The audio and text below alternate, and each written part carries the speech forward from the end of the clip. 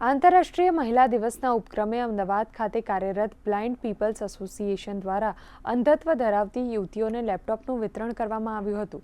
આ પહેલનો ઉદ્દેશ્ય ડિજિટલ વિભાજનને દૂર કરવાનો અને શિક્ષણ, કૌશલ્ય વિકાસ અને રોજગારમાં દૃષ્ટિક્ષતિ ધરાવતી યુવતીઓ માટે સમાન તકો ઊભી કરવાનો છે. સહાયક ટેકનોલોજી અને ડિજિટલ સાધનોની એક્સેસ અંધત્વ ધરાવતા વ્યક્તિઓને ઉચ્ચ શિક્ષણ મેળવવા તેમજ આર્થિક રીતે સ્વતંત્ર બનવા આ પહેલ મહત્વપૂર્ણ ભૂમિકા ભજવે છે.